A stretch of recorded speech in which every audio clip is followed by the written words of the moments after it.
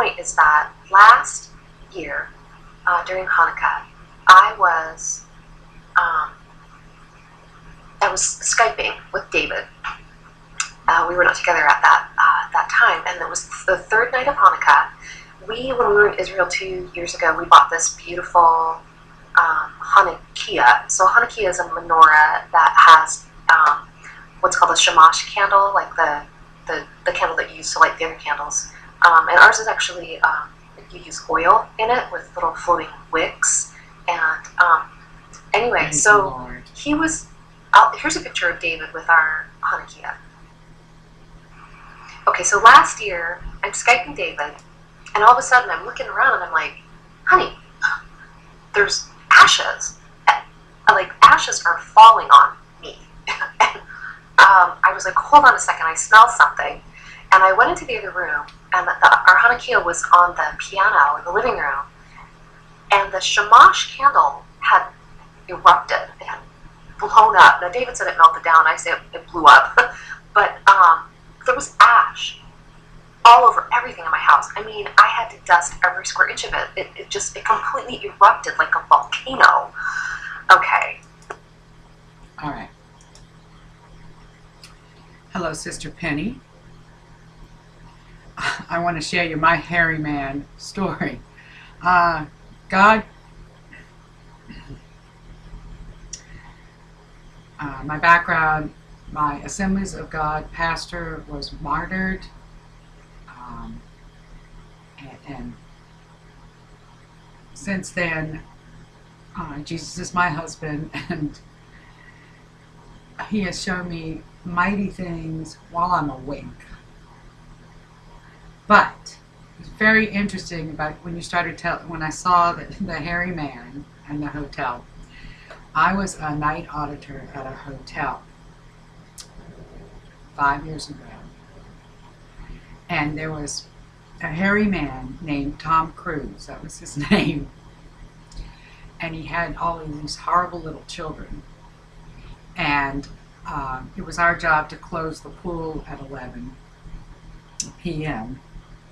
And my manager, my boss, had gone out to ask, she was a woman much younger than me, to ask them to get out of the pool, and they wouldn't listen to her. And she wasn't a Christian, and I'm a Christian, and I'm an older woman, so I had to go and get the hairy man. And interestingly, the way his back was hairy, like the one you showed, it was hairy on both sides. It looked like a hairy man's rear end because of the fat on it. And these bad screaming children were floating in the pool and looked like they had been released from this hairy back rear end. But she didn't know what to do. Because I was the night auditor, I called the police all the time whenever there was a problem. You know, I locked all the doors. I called the police nightly, and I said, I can get them out of the pool. I was in a very bad mood. I went, in my strongest pastor's wife voice, get out of the pool. Because they were perverse. And what the man said to you was like these perverse men that would come to this hotel. And so I was alarmed when you said the women are going to be different after Thanksgiving. However, for we who are Christians,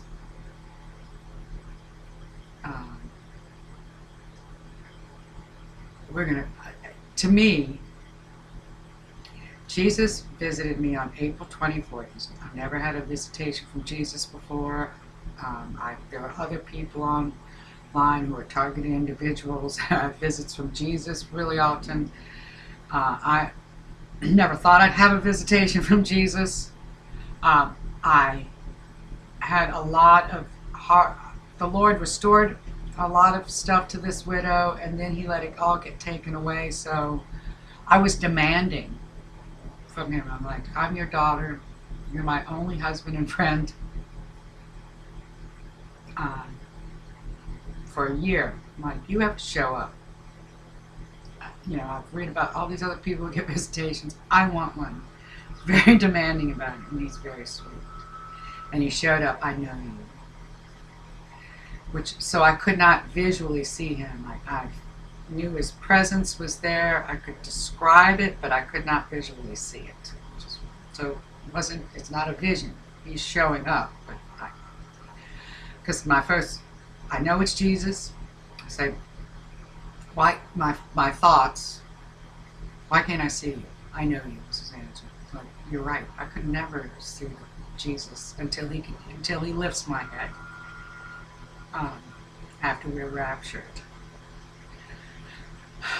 And he said, behold, I come quickly.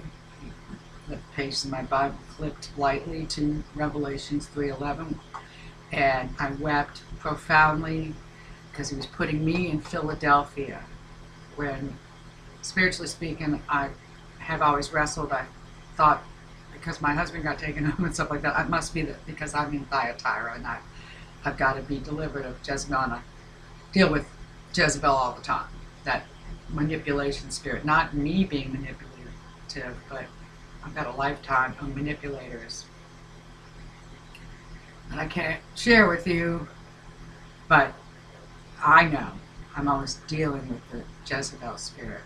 And this man sort of represents one of those Jezebel spirits, because if you worked at this hotel, they thought you were fair game.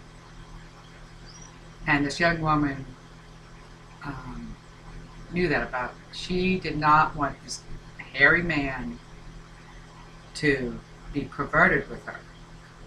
And I think he was probably leaning that way. So I went, and the children kind of got demonized, and they're like, yeah, we're not coming out.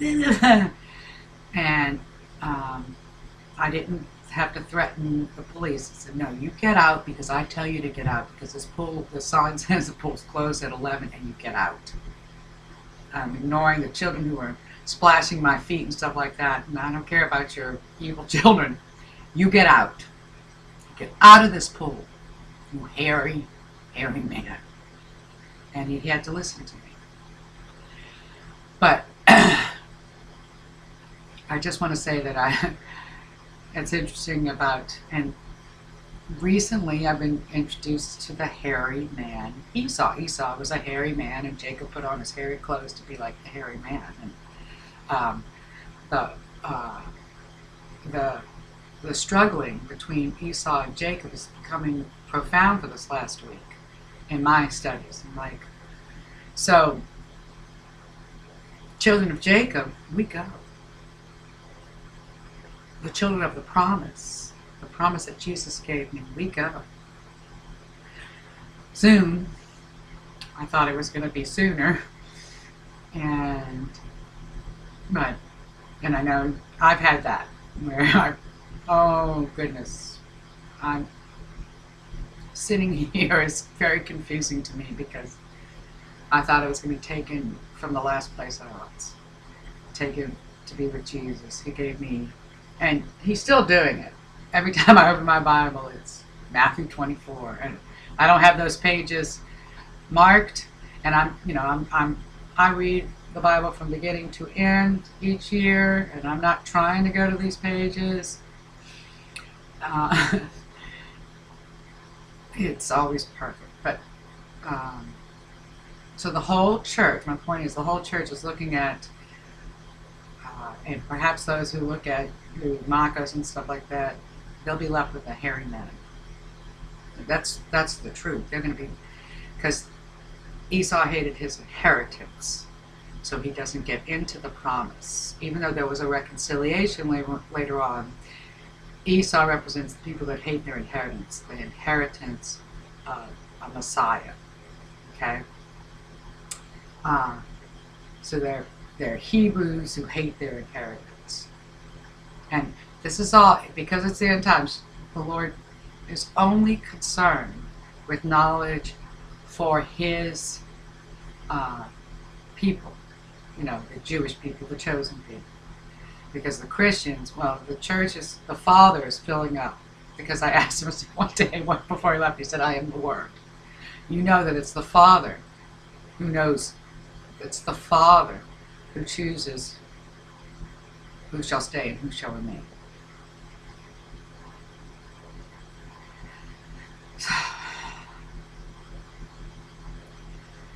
It is hard to share these things because we're all getting messages.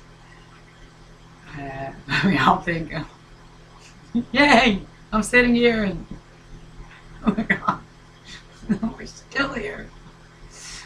And but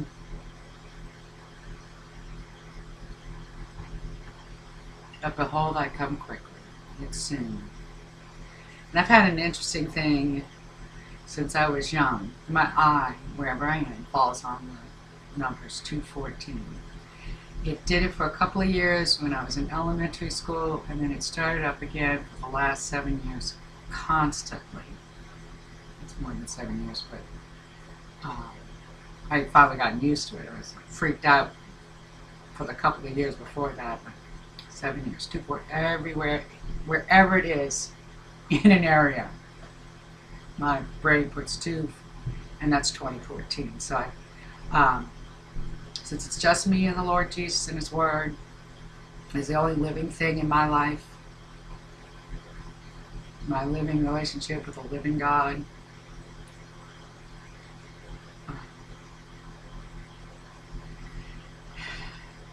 pretty much things tell me, and has been telling me since elementary school, it's 214, it's 2014. But like you, oh, I said something and it wasn't right. That's okay. Our eyes are to the skies. We're waiting in joyful hope for His coming and for our going. So be blessed, but this may be interesting to you because of the hairy man thing. That we, the Christians, the young lady wasn't a Christian, we get the hairy man out of the pool. And the hairy man in your dream is perverse. Well, he's perverse here too.